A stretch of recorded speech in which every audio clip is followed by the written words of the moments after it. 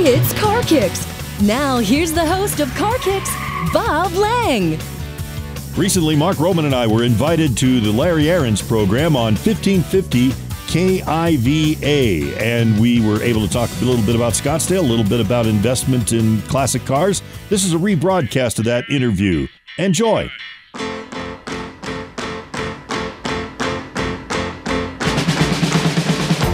Well, not totally blue skies. Looks like we have a little weather moving in.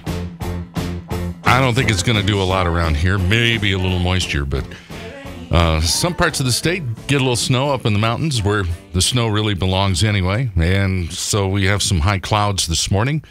It's Thursday morning. Welcome. Did I just hear on the news it's Groundhog Day? I've totally forgotten. I missed that one. And this dumb groundhog saw his shadow, so they say. Don't you get the feeling that they just make this stuff up? I don't know. But it's cute.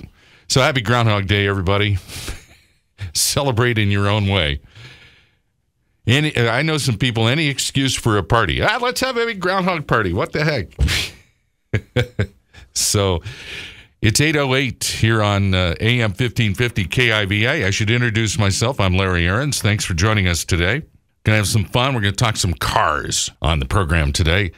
These guys, Bob Lang and Mark Roman, are with and their job, they figured out that their job is basically to go to all these cool car auctions, the classic car auctions, and hang out and maybe buy or sell a few cars. What a lifestyle.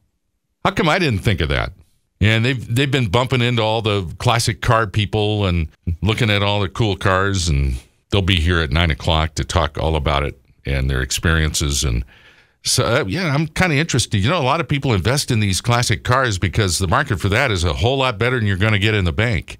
Yeah, you bet. The investment is much better. We'll talk to Mark Roman and Bob Lang about that when they get here about 9 o'clock. Good folks from the Rotary Club will be here in a few minutes, and much more on the show today. We're just warming up. KIVA.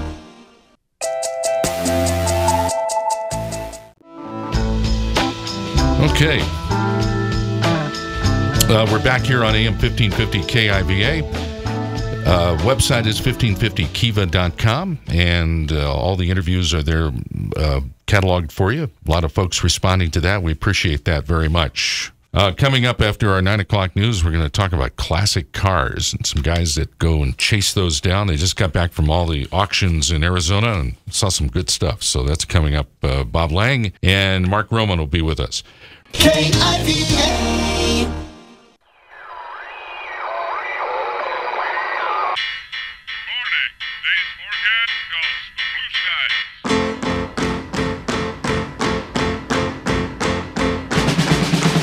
There's a signal from Doug. We're on. Okay. Doug Case is our producer. Larry Ahrens here every morning from 8 a.m. to 10 a.m. Having fun, talking to interesting people, and what a cool job I have. But I don't have as cool a job as my two guests that are sitting here before me in this comfortable little studio. And, what's even great is they know their way around a radio station because they've been in the business before, too. So I won't have to instruct them on how to use the mic or anything like that. You guys look real comfortable.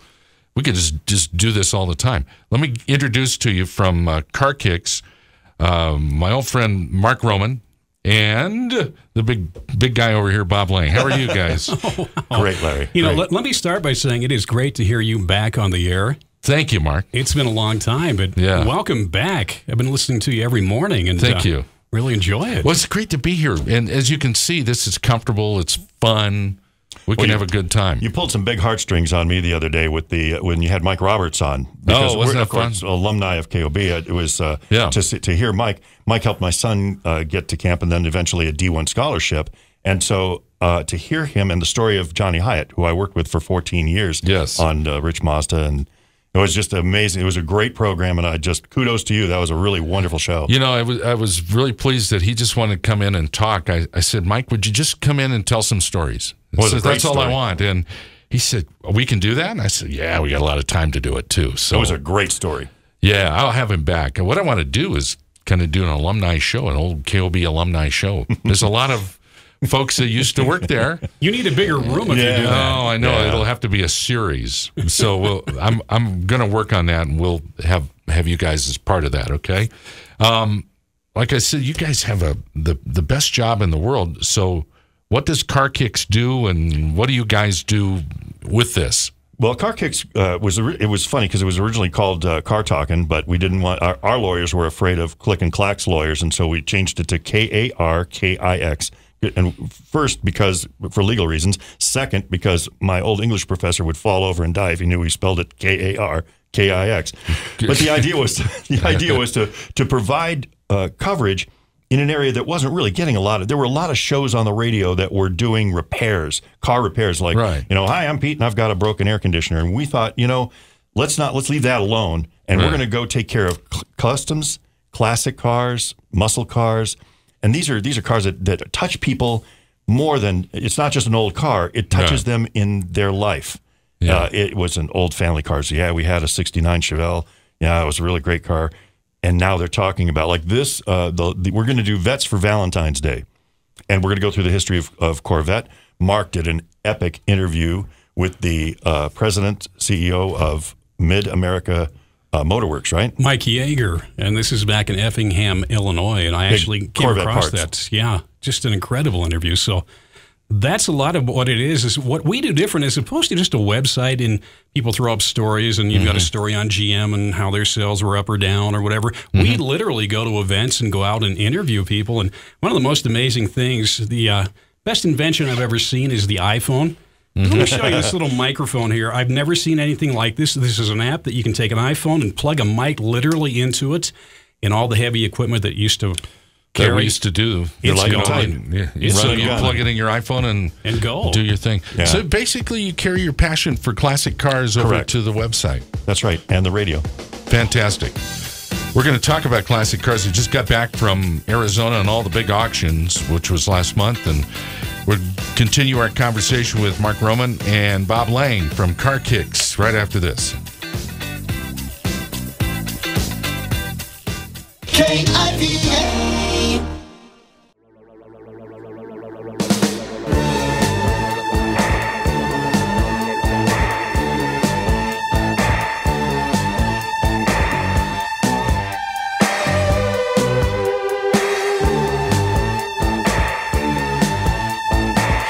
Okay, we're back with Mark Roman and Bob Lang from KarKix here in Albuquerque, and you bill yourselves as automotive media. You carry the passion for classic cars and muscle cars, and when I say classic cars, I'm encompassing everything into that, and you carry it over to KarKix. And Bob, you do a show about this, don't you? Right. In fact, today we're going to do later today we'll record pieces for our Valentine. How do we say it? Vets for Valentine's Day. Yeah. And we're going to do the history of the Corvette and all that jazz. But we're also asking people, what three cars would you most like, or which one car would you most like to pick your Valentine's Day up in? Oh, what a great question! What would you do? For me, it was a Bentley convertible. Mark, yours was... it was an Aston Martin, the 007 Bond car.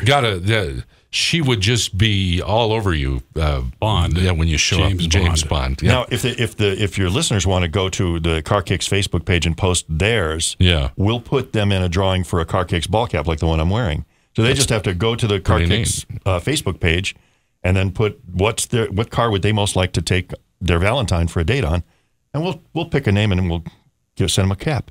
Hey, nice. Cool, huh? That is cool. So you guys just got back from Arizona and all the auctions, and you should see our desk in here. We have all kinds of stuff.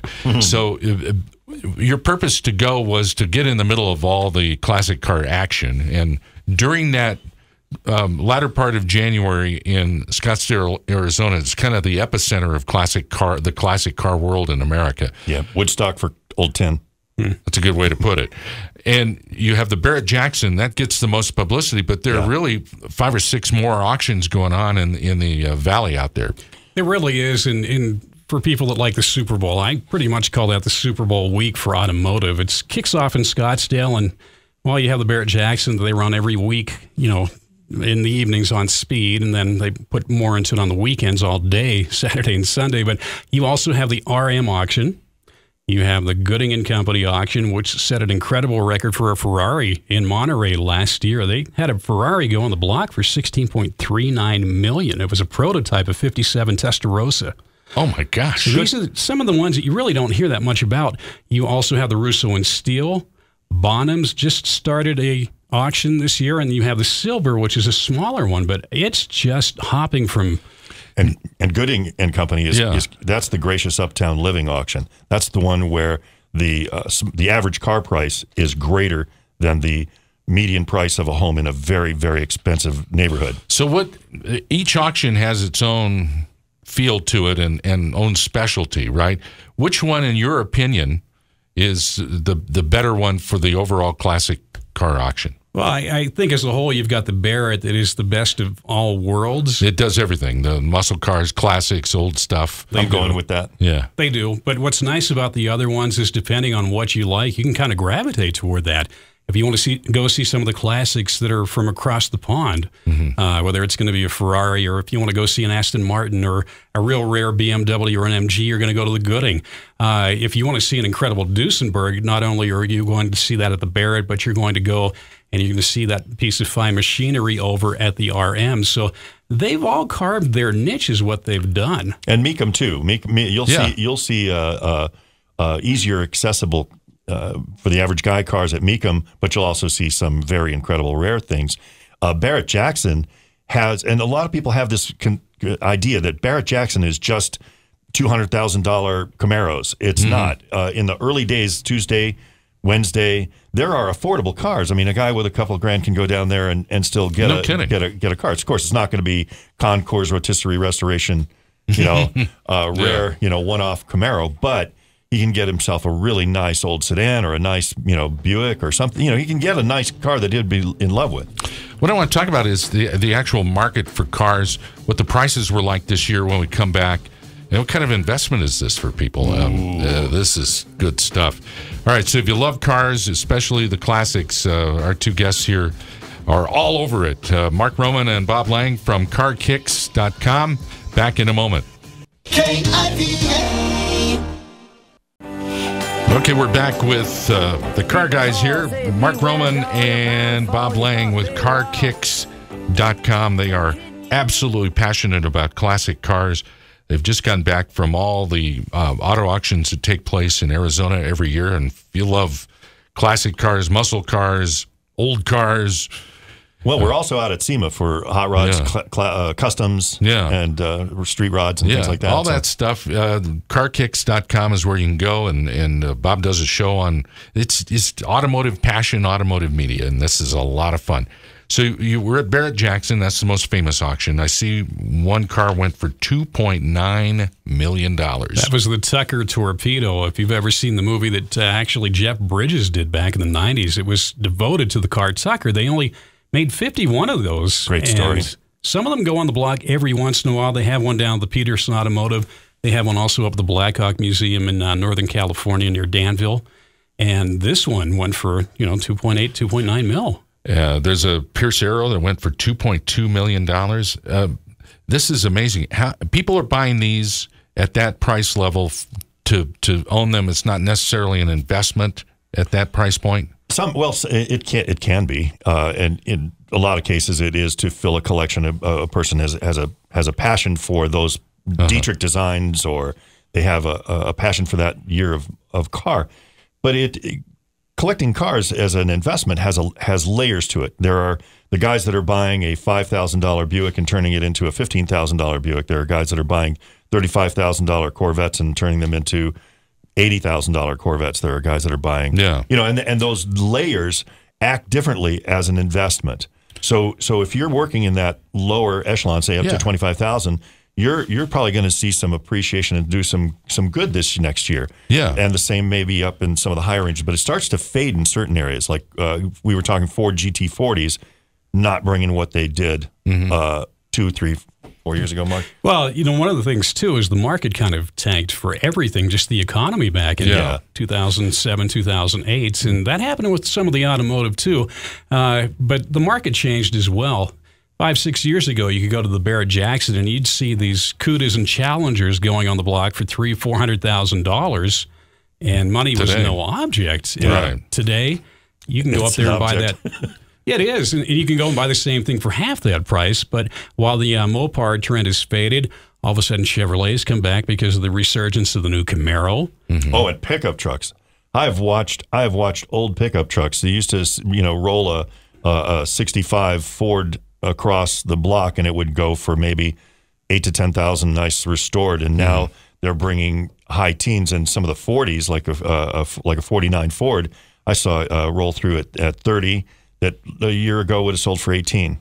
So it does have those fashions. Right. You were telling me about there's some rock star that they've started a mutual fund to buy cars. Is that right? Nick Mason, the drummer for Pink Floyd, is acting as an advisor to a group in Europe. It's not available in the United States, but don't hold your breath. It'll probably be here before long under some other name. Yeah. But it's a mutual fund. They're out taking $150 million. And they're going to buy 40 premier automobiles. Now, I mean, these are cars normal people will never see. Well, I'll never see them, and they are held just for the investment value. I got to think of like a Ferrari 250 GT or a Zagato. Those are going to be in that class. And the idea behind what they're doing is strictly. It's not for the car passion. It's not for the passion of the automobile. It's to make a 15% return. They're buying cars to flip, like real estate, right? And that's coming to the United States eventually. That is something I noticed last year. I mean, I went up for the first time and covered everything for KarKix in 2011. And some of the cars that you'd see at the RM or at the Barrett's are back on the block this year again. So some people buy them, they turn them hoping to make an investment. Sometimes that doesn't work out, but a lot of the passion that's involved when you invest in a vehicle, a vehicle that you might have had when you grew up, you want it again. Mm-hmm. And so you're going to say, hey, I've got to have that 442 that I had when I was, back in college. Yeah. And to you, that might mean the world, but that person sitting beside you, he might want that Mustang, or he might want maybe, something that he's never had before. Maybe he wants an Alfa Romeo. Right. And that's the great thing about it. So, it's a matter of what your passion is, and there's no such thing as a car that's unwanted. Well, yeah. Good. You just when you said that, you reminded me of the Gremsters and the Pacer Club. It's man, there are folks collecting the oddballs. Haggerty just did a nice piece on AMC Gremlins and Pacers. Yeah. No kidding. The Gremsters are cool, and there's niche collectors for all of those. So you can go online and find forums for just about every make, model, shape. You just name it. It's out there. Mustangs are really hot right now. I'll bet they are. Back in a moment with more car talk with our guys today. KarKix.com. Mark Roman and Bob Lang are in studio today. We'll be back in a moment here at AM 1550 KIVA. KIVA.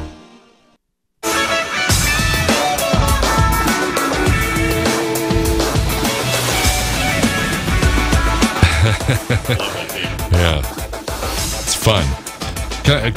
We were just talking during the break about classic cars, and there's quite a few around Albuquerque, around New Mexico. There's a few nice collections that are around. So Dave Garduno, the restaurateur, used to have a car collection, right? He's sold it off since, right? He did. I'll tell you a funny story. Mark, when you and I worked at KOV Radio, one time we were promoting the Beach Boys show. It was out at the old Duke Stadium. Oh, yeah. So the Beach Boys were in town. They were going to play the stadium. Concert, and Dave Garduno brought out a bunch of his cars for the concert. It kind of goes together. Beach Boys, classic cars. He had one of his Cobras out there. So after the show, we're still hanging out, the radio station, and we're putting our equipment away. And I'm standing there talking to Dave Garduno, and here comes Bruce Johnston from the Beach Boys. And he says, I want to buy your car, Dave. Dave says, I'm standing there. I'm the third guy, standing there. Dave says, nice to meet you, Bruce. Really, thanks, but it's not for sale. Bruce Johnston said, no, I want to buy this Cobra. Bruce says, I really want it. Dave says, no, sorry, Bruce. Love you, love Beach Boys, not for sale. Dave, you don't understand it. You're going to sell me this car. I kind of backed out of there at that point. I don't know whatever happened, whether Bruce got the car or not. But how much money do you have? Yeah, enough. The conversation was ramping up pretty quickly. I'll never forget that. Our guests, Mark Roman and Bob Lang with KarKix. This is fun. A bunch of guys sitting around talking about cars. How good is that? Huh? Oh, it's terrible. It's horrible. When you go to your website, what do you find? You'll find the shows. It's our latest shows. You'll find an archive of all our past shows. You'll find articles that Mark's written, really great articles about his bucket list trip to California. Mm-hmm. You'll find photographs from the trip.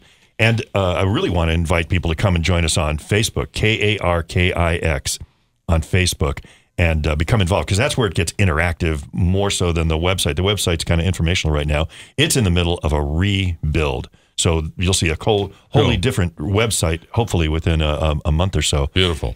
But the Facebook page is kind of where the social side of it happens. Yeah, that's kind of where I started my bucket list. Everybody has a bucket list, but this is an automotive list. And what I did was back in November, I did about a 3,200-mile trip to go see 5 different automotive museums. I always heard of the Blackhawk Museum up in Danville, California, which is tied in a lot to Pebble Beach and Monterey when they have the event out there, the Concordia Elegance. And I heard some really incredible pieces that were up there, that were historic and, Well, that's where the judges hang out and they get their notes together and prepare for it. So I set out to actually go up and interview, people that work there. Dan Dunn, the director, gave me an incredible tour, and I got to see some things I'd never seen before and basically documented the entire museum. And then he looked at me and said, "You know what? You need to go to Reno." I go, "Why? So I can lose my wallet?" He said, "No.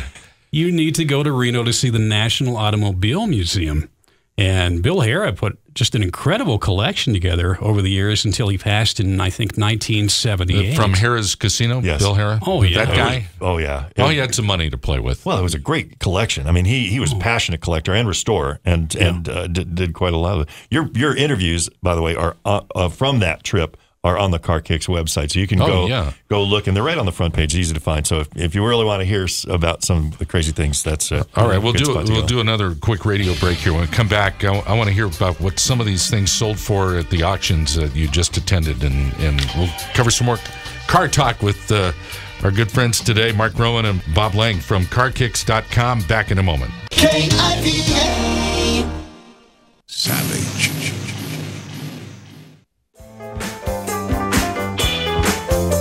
All right. Thank you for joining us today here on AM 1550 Kiva. And I think my guests are having more fun than I am. I'm having fun. Believe me, Bob, I really am. But you guys are really having fun. It's a fun thing. I mean, guys like to play with their toys, and cars are, more than just transportation. And women don't understand it, do they?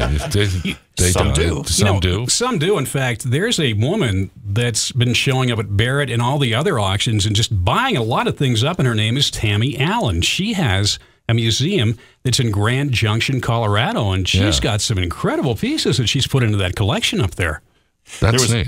There was an incredible event that happened at Barrett Jackson this year. They had auctioned off I think it was a NASCAR for wounded warriors or wounded vets. Nice. And the bidding, all the money was going to charity.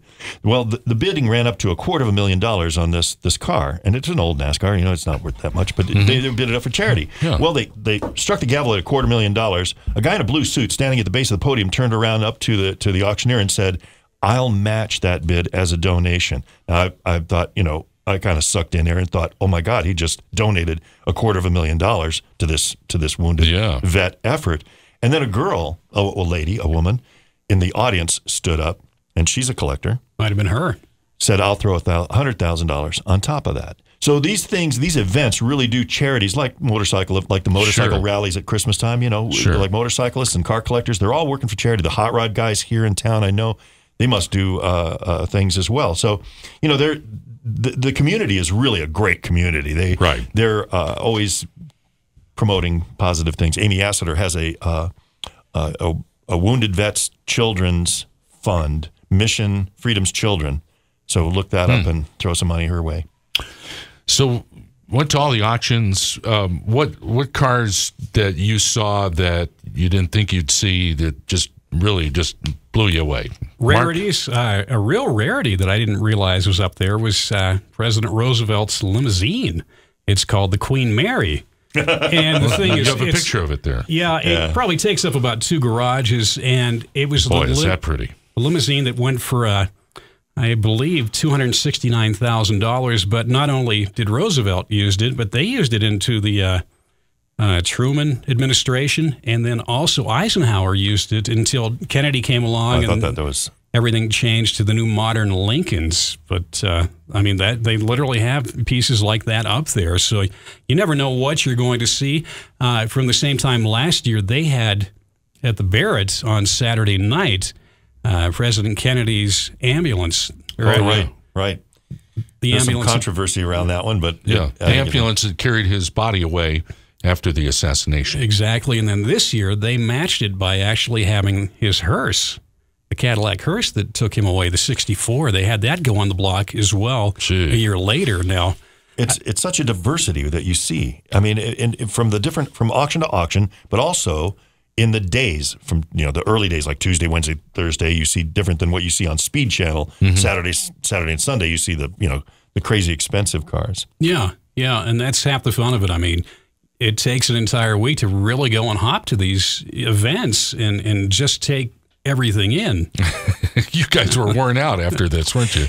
And we also cover, I should say, on KarKix, we also cover things like Neil Young has a 59 Lincoln convertible that he had converted by a guy in Wichita to 100% electric, goes 100 miles an hour and 100-mile range.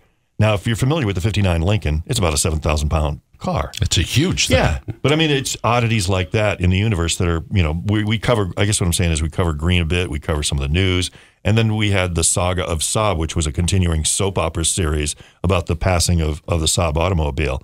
It was just, it was dead, now it's alive, now it's dead and alive. And we turned that into a comic series almost. Pretty much. It was fun. It's just the way the automotive industry is changing. Saab's gone, Mercury's gone, Oldsmobile's gone, but they'll still live on. They'll live on through all these. Do you ever look at what's out there now, the new stuff, and wonder what's going to be the classic 40 or 50 years from now of the current group of automobiles? Do you guys have any ideas? They had a good panel up at the Russo and Steele auction this year, and they were asking the same question, saying, okay, in another 10 or 20 years, what's going to be collectible? Or are we going to be looking at a hybrid that's sitting here, maybe somebody that has a Toyota Prius that we're going to be bidding on the block? We don't know yet. It's so hard to predict, isn't it? I can call a couple of them. Okay, go ahead. I'm going to call the 92 to 95 Toyota MR2 as a sports car. I'm going to call the the other one just left my mind. But they're out there. Must like the current some of the new cars. This is the golden age right now. You have things like the Lamborghini Aventador that just came out, and that's going to be a classic because it's Lamborghini learning how to rein in that power and make a comfortable car that actually performs. Another thing too is anything could be actually a collectible depending on how rare it is. I mean, it could even be a Camaro, but if it's a special Camaro that has a certain sheet of build list, right, and maybe it has a specific engine, but it has a radio delete, which it doesn't have a radio in it, or maybe it didn't have air conditioning. And as you put those all together, that's what kind of makes the car rare. Maybe it's like the 10th one that came off of the production line. It's a lot of it. And they still make Mustangs and Corvettes, and I think those will always be classics. Well, the Pontiac Solstice and the Saturn Sky. Those are two little sports cars that I'm sure will be those classics. two-seaters. The Chrysler Crossfire. Those are potential classic cars in the future. The design of that Chrysler Crossfire is really it's kind of pretty neat. hot. Yeah. So you'll see those in the auctions in the future. This is the golden age of cars right now. Another one they're talking about right now is the first generation Audi TT. Is being just a the real little two-seater. Sure. Oh, yeah. Beautiful automobile. Just beautiful automobile. And then also the baby Benz that came out in the late 80s into the early 90s, the 190E.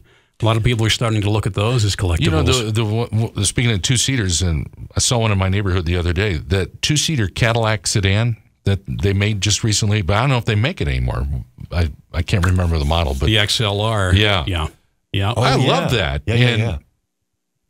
That'll be a classic. I don't know if the market was ready for a $70,000 Cadillac that was really worth $70,000. It was a wonderful car. General Motors done leaps and strides, especially like the Corvette, and you'll hear that in the February 11th show on KarKix. is General Motors made strides in quality of the for the Corvette, and that's having impact too, because now it's not just a American muscle car; it's a world beater. Mm-hmm. Yeah, another thing too is when you see these muscle cars coming out. Remember when they were in the 70s? Then we had the oil crisis, and then all of a sudden we're driving these Mustangs that had 90 horsepower in them, and now everything's come back in the way of efficiency. You can buy a Corvette that has 450 horses in it, and it gets nearly 30 miles to a gallon on the highway. That's crazy. Well, look at the Mustang ads they had like last year, and they're saying 300 horsepower, 31 miles per gallon, and it's the base Mustang they're talking about. So I mean, the new Boss that's coming out in 2012 that's out right now. They're comparing it to the BMW M3, and that was never the case for an American car. Now, when you guys are doing this, and your passion is obvious, do people that have these cars kind of come through you, and they filter these cars through you? There's a TT on your phone. That's the wives. Yeah. Oh, I see. Okay. I get to drive it when it needs something done to it, like an oil change. Yes. Do you hear about cars? Sure. Oh yeah. You were saying you know about a neat Mustang down in Cruces, right? Shh. Okay. Got it. Barnfinds.com. Let me help Jesse Mortensen up in Idaho. He's a friend, and he has a website called barnfinds.com. And it's a fun place to go visit, and you sign up for their mail list because they'll email you barn finds that people are sharing and stuff like that. You're talking about cars that are in some barn someplace that have been sitting there for 35 years and they get discovered. Oh, yeah. Yeah. In fact, maybe somebody passes and the wife doesn't know what to do with this vehicle. And, hey, he had this. I don't know what it is, but let's take the wraps off it, and take the dust off. Classic thing, right? Oh, yeah. It can be. Yeah, there's stories. There's one that is just a plain Jane Secretary's Mustang, and it's 6-cylinder automatic dog dish hubcaps, nothing special. It's a coupe. It's not a fastback, not a convertible, nothing to write home about. But it was a barn find, and so it was really clean. It was like put away at some low mile thing, and it's going to bring probably $8,000-9,000. So that's nice. That's nice. People can get into the hobby at any level. Now, some of the advice that I'd like to give somebody is if you have a vehicle and it's sitting in your backyard, try to find some experts that can actually tell you and decipher maybe what the VIN number means and see if you really have something. Because, the good and the bad thing about all these auctions is you watch Barrett Jackson on Speed, and now all of a sudden that car that's in your backyard you haven't touched for 15 years is worth $1 million. I don't think so. Pretty nice. Right, yeah. It has to be something special. Bob Lang and Mark Roman are here from KarKix.com, KarKix.com. We can't spell. Take that, Professor. Yeah, there you go. One more segment with these guys in a moment. We continue here. It's AM 1550 Kiva. KIVA. Back with our good car buddies here, Bob Lang and Mark Roman from KarKix.com, KarKix.com. And we're talking about classic cars. Let's speak about celebrities for a moment. Probably the most famous car collector is Jay Leno, Tonight Show host. Yeah, Jay's really doing a service to the American car collector by preserving very rare pieces, taking very rare pieces and bringing them back. And Mark, you want to talk about his personality? The great thing about Leno is he's approachable. This is kind of a funny story, but while I was out at the Barrett, I actually sneak on stage and take all kind of footage and video and everything, and I'm panning from the left, taking the main car that's up there, and I go over to the right, and what do I see but Leno's driving up on a tractor. Oh, really? And so I got footage of myself actually handing him one of our KarKix cards that he's putting into his pocket. As he's driving the tractor. As he's driving the tractor. It's amazing. There's stories that there is a place in Burbank that's a little shop that has all kind of books and everything automotive, and he shows up there on Saturdays. And rumor has it that he buys a book for any guest that goes on to a show that's automotive related.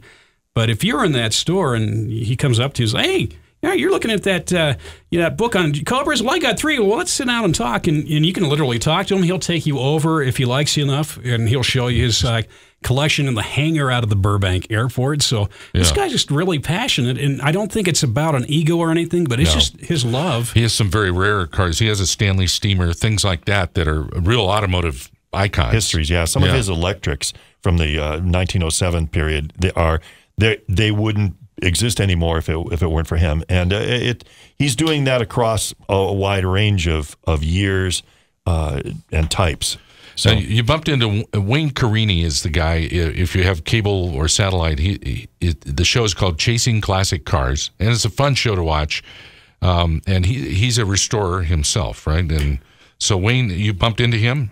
Actually, that goes back to his father as well, too, restoring cars. So he's maintaining that. He's got a place in Connecticut called F40 Motorsports, but they were filming the show there. So I'm sure they were shooting a show. Yeah, they sure were. I'm not shy. I just went up and put a mic in front of him and said, Wayne, welcome to Scottsdale. How do you like it? And he talked about the markets. And hey, I've got a nice little clip that we can put up on the. I'm telling you, Mark. There's one of the few marks that people are aware of are Lancia, an Italian car, and Wayne's also into Lancia. Mark's into Lancia. And when the two of them sparked on that, you can hear this in the interview.